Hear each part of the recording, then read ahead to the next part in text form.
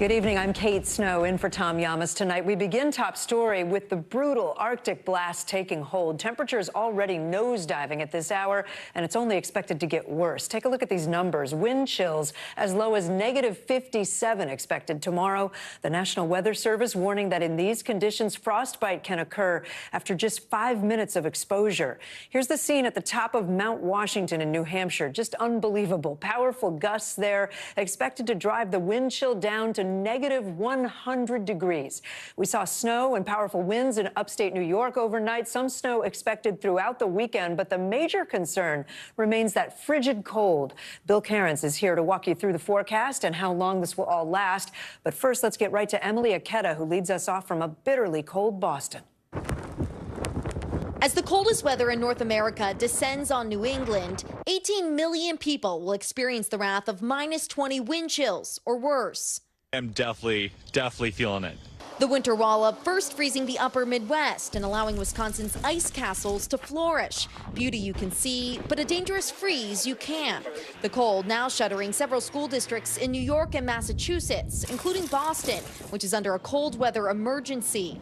Doctors there urging people to heed official warnings and limit time outside. These temperatures will be life-threatening, and if you are at the extremes of age, very young or older, you're more at risk of developing symptoms and getting sicker faster. Across the Northeast, warming centers offer refuge to residents trying to beat the bitter freeze that could bring record lows to New York City, Providence, and Boston Saturday morning. Northern Maine could sink to a stunning wind chill of 60 below, with intensifying winds kicking up snow globe-like conditions, potentially the worst in a generation. Look at all that powder that is sitting right above the ice. But nothing compares to the -100 wind chill on New Hampshire's Mount Washington. Meantime, the South is still thawing out from the deadly ice storm that's left the region in a tangled mess of trees and power lines. Days later, nearly 300,000 residents remain without power. I haven't slept in a bed in 2 days, and my apartment is cold. Power outages now a threat in the windy Northeast, too. More than 35,000 in the dark tonight as the weekend's weather packs a dangerous punch. And Emily Aketa is with me now from Boston, where temperatures are plunging. Emily, I know you're hearing about a fatality now, and it sounds like it's why authorities are telling people to stay inside. Absolutely, Kay. This appears to be the first weather-related fatality in Southwick, Massachusetts. We've learned from authorities that strong winds toppled a tree onto a car. Tragically, there was an infant inside who died. That death comes as we continue to see these wind gusts pick up and temperatures continue to plunge. We started the day around 32 degrees here in Boston, and now we are in the single digits, and wind chills will take us closer to -30 overnight. Experts say in such extreme conditions, frostbite can set in within just a matter of minutes. Kate? All right, Emily, thank you. For more on this record-breaking freeze, here's NBC News meteorologist Bill Cairns. Bill, just how cold is it going to get? How long is it going to last? Yeah, tonight's the danger point. Once we get through the day tomorrow, the winds die off, the sun will slowly go to work, but this is the worst of it right now throughout areas of central and northern New England. The sun is set, the temperatures are plunging, and the winds are still howling, and the wind chill values are just, they're going down like fast. Wait till I show you how low they are. So 25 million people. The areas here in the reddish, the darker colors, that's where the concerns are. Literally from Hartford northwards, Capital District, the Catskills northwards, those are all the areas where it's the worst. This morning, it was the coldest in the Great Lakes. It's still cold. It's only 11 in Detroit and 10 in Chicago. Minneapolis, you still have a wind chill of -14. It's not exactly warm, but the wind's not howling as it is in the Northeast. The wind chills now dipped to 11 in D.C. We're at 4 in New York City, and Boston is now dropping like a rock. -16 already, but that's still nothing compared to northern New England. And of course, our eyes will go to Mount Washington. Only 3 people live there year-round. They're weather observers in a building that's specially designed for this stuff, but it's a -106 right now. The wind is gusting 110 miles per hour, and the temperature is -45 degrees. That's some of the most extreme weather ever measured on our planet. in like over history. I mean, it's ridiculous. So in the areas where that are actually populated, it's not exactly warm either. We're at negative 51 now in Greenville, Maine. If you're in the negative 50s, it takes about 3 to 5 minutes for frostbite if you have any exposed skin whatsoever. So that's why they're telling everyone, don't get stranded in your vehicle, stay indoors tonight, wait this out, and tomorrow will be better. So here we are, 7 a.m. tomorrow. Albany, negative 31. Boston, negative 30. Then the winds die off a little bit during the day. The sun goes to work. It's not exactly toasty by 4 p.m., but at least Boston's close to 0, Albany 7, and Maine about negative 13 wind chill. That's a lot better than the negative 40 you have now. And by the time Sunday rolls around, look at this. It's almost like this never happened. Sunday afternoon in Boston is going to be in the mid-40s, maybe approaching 50 degrees. That's going to be like a 55-degree warm-up from tomorrow morning. So, okay, it's pretty amazing, you know, how extreme this is, and then how quickly it's gone. Yeah, it's going to feel like springtime on Sunday. Yeah. Bill Cairns, thank you. Let's go to the other major headline tonight. Growing concern over the suspected Chinese spy balloon now making its way east. The Pentagon has been weighing all options, even considering shooting it down, all while trying to weaken the balloon's surveillance gathering capabilities. Our Pentagon correspondent Courtney Kube broke this story last night. She has the very latest. The suspected Chinese spy balloon is on the move over the continental U.S., though the Pentagon won't reveal its exact location, track, or speed. Flying near U.S. military assets along the way. I'm not going to be able to go into specific locations again, other than to say it's moving eastward at this time. This footage captured by the NBC News affiliate in Kansas City appearing to show the balloon. NBC News has not verified the video. Pilots also reporting a derelict balloon adrift in the area. The U.S. military first detected the surveillance balloon in Alaska earlier this week, tracking it through Canada and into Montana, spotted less than 200 miles from the U.S. intercontinental ballistic missile silos. On Wednesday, President Biden decided not to bring it down after senior military leaders warned debris could hit people on the ground. It's roughly the size of 2 school buses, and defense sources say flying at 60,000 feet. While U.S. officials say it doesn't currently threaten commercial aviation or civilians, they are not ruling out taking it down. Eventually, I think we're going to have to shoot this thing down, and I know the Pentagon is working those options and will present them with the president. NBC News has learned the U.S. is already taking action to weaken its surveillance capabilities, according to 2 senior defense officials, including using counterintelligence measures to obscure its views and physically moving things out of its path. Some balloons have the ability to release drones or sensors, but U.S. officials insist that has not happened here. This balloon has a large payload, but the Pentagon says there is no evidence of any nuclear or radioactive material. Today, the Chinese government admitting it's theirs, but saying it's a civilian airship used for research, mainly meteorological. The Pentagon disagrees. The fact is, we know that it's a surveillance balloon, and I'm not going to be able to be more specific than that. The Biden administration saying it's a clear violation of law. But the Chinese Ministry of Foreign Affairs insists, quote, China is a responsible country and has always strictly abided by international laws. NBC News Pentagon correspondent Courtney Kube joins me now. Courtney, so many questions here. How is this balloon moving? Who's controlling this thing?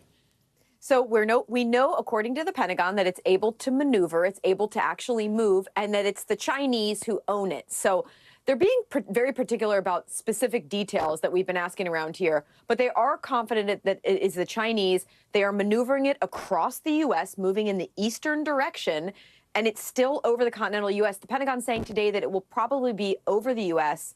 for a few days, Kate. For a few days. And how does the Pentagon know so much about this balloon? You wonder if they've gotten up close to it somehow. They have. We know that they have. In fact, they've used things like AWACS, which is a surveillance aircraft, F-22s, which are an attack aircraft, a fighter aircraft, but they have very advanced surveillance capabilities as well. So they've used things like that. And then there's a number of counterintelligence measures that we're hearing a little bit more about tonight that they've been using to not only look at this Chinese spy balloon, but also to be able to potentially obscure the view that it's able to get of the ground. Oh, interesting. Courtney Kube at the Pentagon for us. Courtney, thank you. While defense officials work on how to rein in the balloon, the incident has derailed a crucial visit to China for Secretary of State Antony Blinken. Our Andrea Mitchell has more on the foreign relations fallout.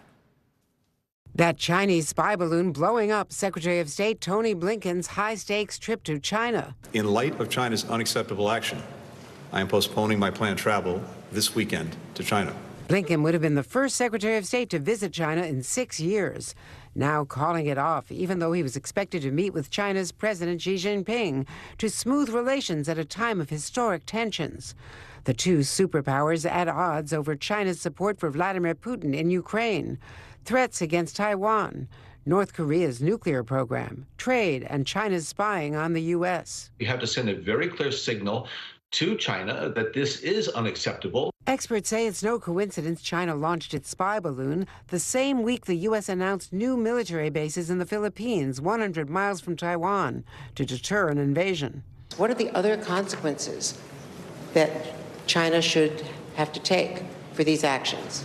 What are the opportunity costs of not meeting with the Chinese and with the Chinese president? I can only imagine what the reaction would be in China if they were on the other end. As I said, job one is getting it out of our airspace. Key Republicans say canceling Blinken's trip is not a strong enough response. Do you think the U.S. should have shot down the balloon or taken action against it in the last couple of days? I do. We're talking about defending our sovereign airspace. And I don't think the Chinese Communist Party would hesitate to shoot down an American asset that was in their airspace. Secretary Blinken says he still wants to make the trip, but won't say what China has to do to make that possible. Although China has sent spy balloons over the U.S. before, officials say never lingering over the U.S. for so long. And just as America's top diplomat was leaving for Beijing to meet with China's president. Kate? All right, Andrea Mitchell with that, thank you. With this suspected spy balloon escalating tensions between the U.S. and China, what does the diplomatic path forward look like? I want to bring in Anna Ashton. She's the Director of China Corporate Affairs at Eurasia Group. Anna, nice to see you. So Secretary Blinken called this a, quote, unacceptable action. What kind of message is the Secretary sending by canceling this trip? What's the message to China?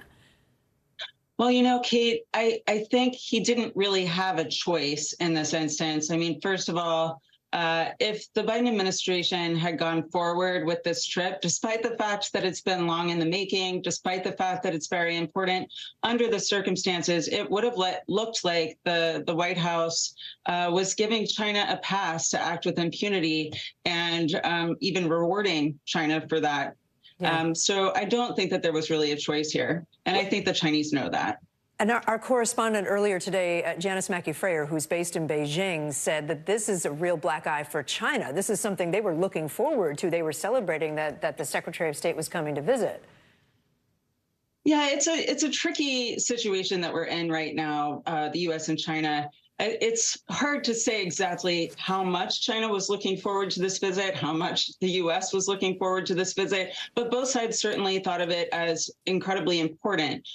You know, the relationship's been in a downward spiral for pretty much the entirety of the 6 years since former Secretary of State Tillerson went to Beijing.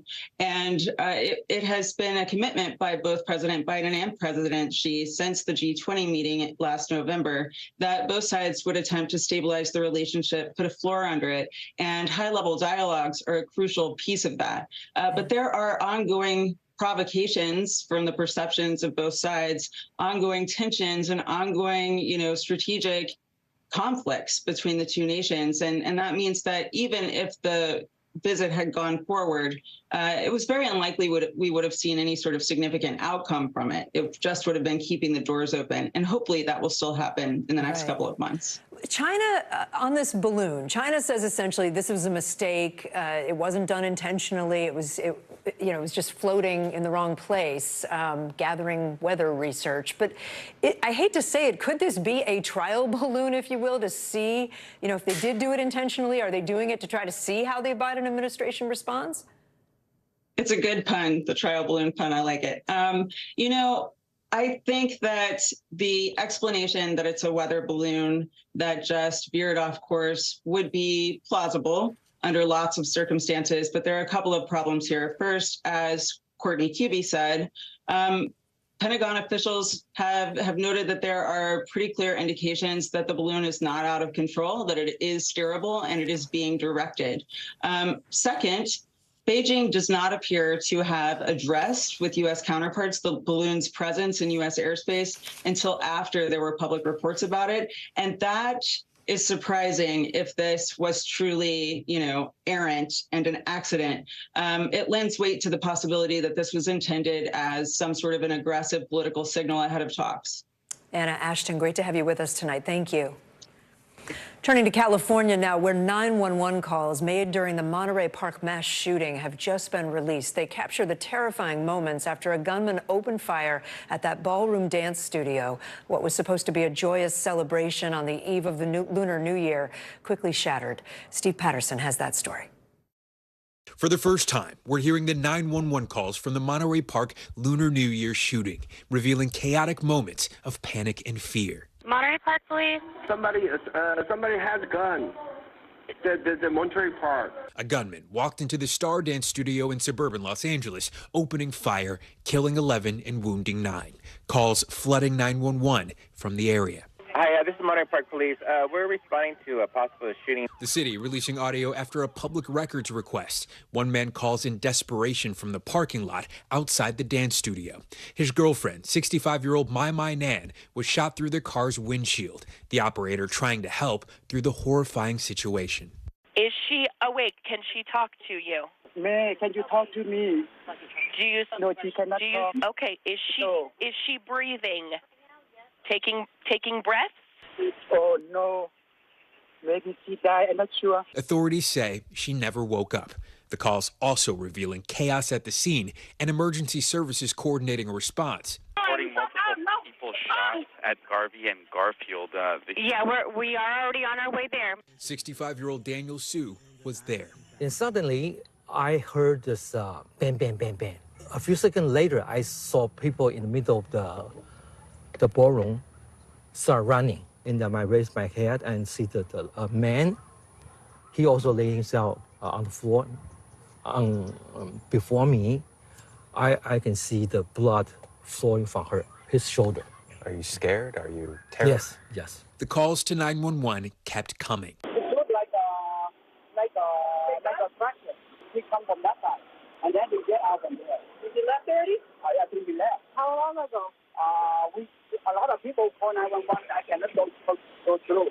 The 72-year-old gunman fled before being disarmed at a second ballroom, caught on this security footage. It dawned on me that this was the moment to disarm him. I could do something here that could protect everybody. The man who disarmed him, Brandon Say, honored this weekend by the city of Alhambra. His actions just some of the heroism from that tragic night. Okay, just keep waving to them. They'll get to you. Yeah, right here. Okay, talk to the policeman. Yeah, the police come here. Steve Patterson joins me now from Los Angeles. It's hard to listen to those, Steve. Nearly 2 weeks later, do we know any more about the gunman's motives? It's okay, just to remind our viewers, the gunman was found dead by police in a van with a self-inflicted gunshot wound the very next day after being surrounded by police. Meanwhile, as you mentioned, 2 weeks later, and no, still no motive. We know investigators have interviewed ballroom patrons going back 5 years, but no one seems to have a connection to the shooter. Authorities say it is the primary focus of their investigation. All right, Steve, thank you. The double murder trial against Alex Murdaugh continued today. His defense trying to paint him as a kind and caring person, incapable of killing his own wife and son. But today, prosecutors called the son of his longtime housekeeper to the stand, who alleges Murdaugh stole money from their family after the housekeeper died at Murdaugh's home. Katie Beck has the latest again tonight. Will evidence of Alec Murdaugh's alleged financial crimes be heard by the jury? The ruling still to be decided. Prosecutors calling more witnesses without the jury present Friday, including the son of Gloria Satterfield, the Murdaugh's former housekeeper who died at their home in 2018 after a reported fall down the stairs. Did you give him permission to steal your money? No. Did you ever get 1 cent from Alec Murdaugh when he was still, before all of this happened? No.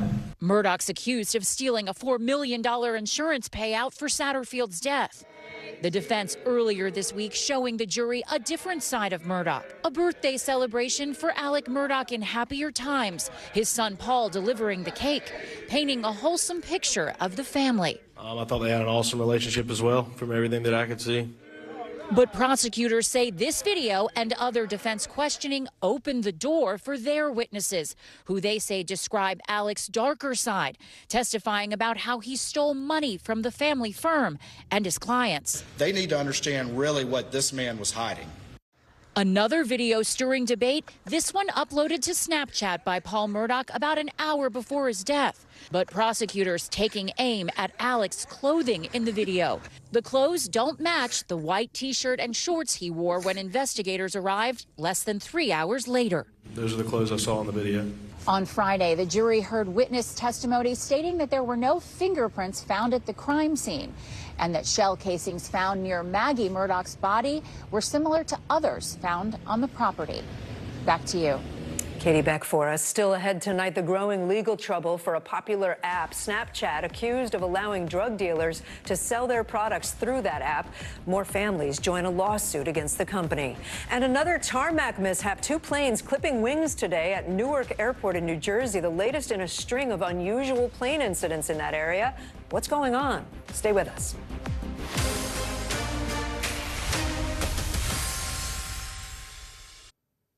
Now to a growing lawsuit against Snapchat. Families who've lost their children after they took pills containing fentanyl are accusing the popular social media app of turning a blind eye to drug dealers using their platform with deadly consequences. One overdose survivor saying getting access to drugs was so easy on Snapchat, he calls it, quote, Amazon for drugs. Tonight, Snapchat in the crosshairs, families who've lost children saying the social media site gives drug dealers free rein. Families like mine wake up every single morning finding their kids dead in their bedrooms. Amy Neville says her 14-year-old son connected with a dealer through the app and purchased pills, which he didn't know contained fentanyl. Neville, like so many other families, now facing the ultimate heartbreak. And they're gone because apps like Snapchat make it accessible, these dangers accessible to our kids. Now, more than 50 families are taking legal action, a string of lawsuits starting last October alleging Snapchat ignored the harms its product was causing users, handing the reins of its app over to drug dealers. I had no idea how pervasive this problem was. Matthew Bergman with the Social Media Victims Law Center is representing the families. He says calls with tragic stories keep coming. Yesterday, we had 7 phone calls from parents that have lost kids. While many social media companies have faced drug sales on their platforms, Bergman says unique features on Snapchat, like disappearing messages and the Snap Map that can give users the locations of potential dealers, make it an ideal platform for illegal sales. Oh, yeah, there we go. One overdose survivor showed our Seattle affiliate King TV just how easy it is to find a dealer. He did it in a matter of moments. This one willing to deliver to his house. It was pretty much Amazon for drugs. In a statement, Snapchat told us it works closely with law enforcement and uses cutting-edge technology to find and shut down drug dealers' accounts, block search results for drug-related terms, and redirect Snapchatters to resources about the dangers of fentanyl. The company also helped to launch a PSA campaign in October. Is that one pill could change your whole life? More kids should know. More kids should know. Snap Inc. says user reports related to drug sales on the platform are in decline, but the families who've already lost children still looking for more amid the devastating loss. Whatever it is that they say they're doing, it is not enough, and they need to do more. All of these stories underscoring the importance of having the conversation about fentanyl. Everyone agrees we need to make sure young people know not to trust any pill that wasn't prescribed. You just don't know what's in it. And the amount of fentanyl on the tip of a pen is enough to be deadly. Let's turn now to the latest in a chain of robberies appearing to target LGBTQ customers at a particular venue in New York City. Police say suspects are gaining access to victims' phones using Face ID before getting away with thousands of dollars. Valerie Castro has more on the investigation and the renewed warning from the NYPD. Tonight, a sinister slew of robberies targeting an LGBTQ venue in Manhattan. The NYPD renewing warnings after 5 people were drugged and robbed of thousands of dollars. The MO, a mix of drugs and technology. A captain in the city's 10th precinct describing how it all plays out at a local police community council meeting. So what we think is happening with this scheme is they're being lured away from the club, maybe to say, hey, you want to come with me? I got some good drugs or something like that. And then once they get into a car to do whatever it is that they're going to do, at some point or another, they don't know what happened. 3 incidents happening at this gay bar in the Chelsea neighborhood, the Eagle NYC, in October and November. Each time, police say men in their 30s and 40s were incapacitated. Their own faces then used to unlock the facial recognition feature on their cell phones. The suspects able to access the victims' accounts, in each case stealing between $1 and $5 grand, according to police. The city's Office of Nightlife warning bar patrons to change the unlock option on cell phones to one that is passcode protected. They can scan your face without your consent and when you are not aware, and that is something that could then open you up to more tech violence. Police say 2 other victims, a 49-year-old man and a 19-year-old woman visiting the city, were targeted at a local hotel, not associated with the LGBTQ community, but the neighborhood already on edge after similar incidents occurred in Hell's Kitchen last spring. It's scary, actually, because it could happen to anyone. It's scary. It's really, really scary. In those alleged robberies, the outcomes were deadly. 25-year-old Julio Ramirez and 33-year-old John Umberger died in separate incidents shortly after leaving 2 gay bars with unidentified groups of men. Their families telling our New York station their bank accounts were drained, and both men appear to have been drugged. There is definitely a system of being drugged, whether it's through drinking something or needles or whatever, that renders the person immobile to protest from being taken advantage of, and it wipes out your memory. Despite the similarities and the fact that no arrests were made in last year's deaths, police say they have not found a relation to the most recent pattern of robberies. But former NYPD Sergeant Joseph Jackalone says publicity around the crimes could have inspired others. Could we be looking at a copycat situation? Well, certainly, right? So when we report about these cases, the previous set, some people might get the idea like, hey, this is a great idea. Valerie Castro joins me here in the studio. So after all of this, the Eagle Bar has taken some action, right? Kate, after the most recent cases in January, the Eagle NYC posted something to its Instagram account that included surveillance video of 2 men that were outside with the bar patrons, and there was a warning saying, quote, "Do not take rides from these guys." That post has since been deleted, but the bar stating it reported the known offenders to appropriate authorities. We reached out to the Eagle NYC for a statement, but they've not responded. So many questions here. Valerie Castro, thank you for reporting on this. Appreciate it. When we come back, the Iowa woman mistakenly declared dead, how workers at a funeral home realized she was still alive, and the punishment now handed down to her hospice facility.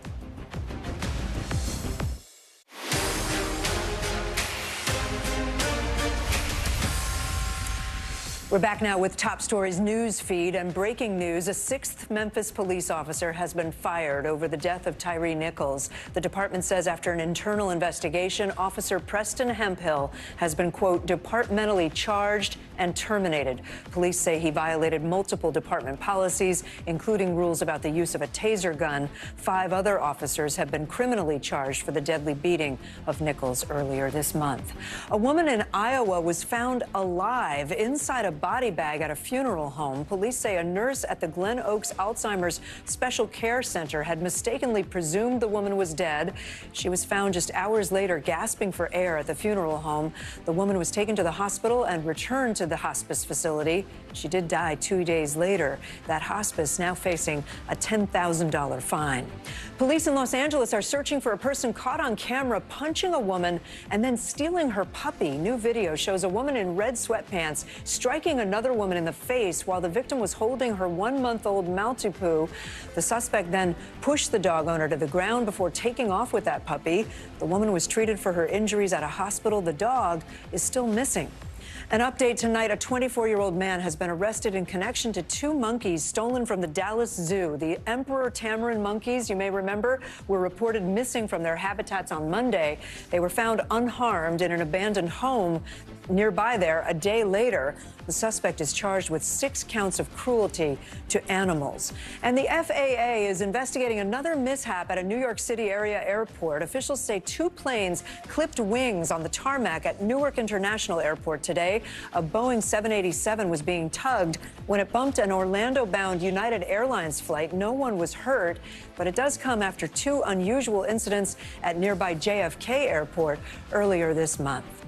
Let's turn now to Money Talks, what consumers and investors need to know from the business world and beyond. And the stunning jobs numbers out today in a jobs report, employers adding more than 517,000 jobs last month, far more than was expected. Unemployment now at its lowest level in more than 50 years. Tom Costello has more. By any measure, today's jobs report was a shocker. Wow. A blast off of a number. That's the highest number since February of 22. The new jobs report way exceeded expectations. That's the strongest 2 years of job growth in history by a long shot. Employers went on a supercharged hiring binge in January, adding 517,000 jobs. Economists had expected just 187,000 hires. That pushed the unemployment rate down to 3.4%, the lowest since 1969. More people are coming into the market looking for jobs and getting jobs. The biggest job gains were in leisure and hospitality, business services, government, and healthcare. Surprising since it comes amid a wave of corporate layoffs, including 3M, IBM, Google, Microsoft, Amazon, and Goldman Sachs. LinkedIn chief economist Karen Kimbrough. Are there still more jobs than people to fill them? There's at least one job for every job seeker that comes to our platform. And these jobs are spread across a multitude of industries. Michelle Valera was laid off from her marketing job 2 weeks ago. She's applied for 77 jobs and had 3 interviews today. I know there's always going to be something. It's just a matter of finding it or working towards finding it. And Tom Costello joins me now from Washington, D.C. Tom, this jobs report comes just 2 days after the Federal Reserve raised interest rates for the 8th straight time, right, in an effort to curb inflation. So how do these new job numbers affect what they might do next? It's good news, but it creates this big headache for the Federal Reserve, right? Because now they may have to raise interest rates a 9th time to tame inflation. And it seems counterintuitive, it seems strange, but the Fed wants to see unemployment rise to ease wage and price inflation. So the speculation now, just maybe, the country can avoid a recession with inflation easing, as we've seen it ease, and unemployment now at 1969 low. So cross your fingers, Kate.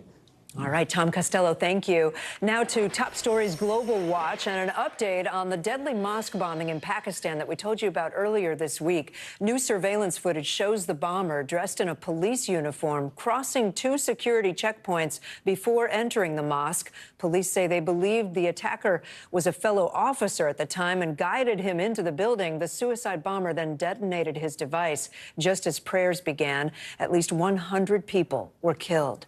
In Chile, deadly wildfires have burned nearly 20,000 acres as a summer heat wave there engulfs the country. New video showing the flames ripping through the Biobío region where nearly 40 fires are burning. Several people killed and hundreds of homes damaged there. A state of emergency is in effect and multiple towns are being evacuated there.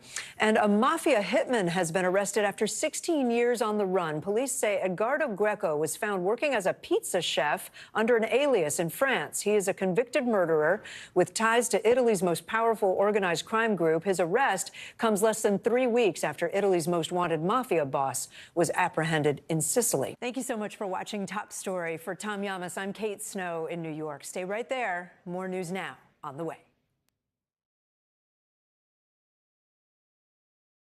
Thanks for watching our YouTube channel. Follow today's top stories and breaking news by downloading the NBC News app.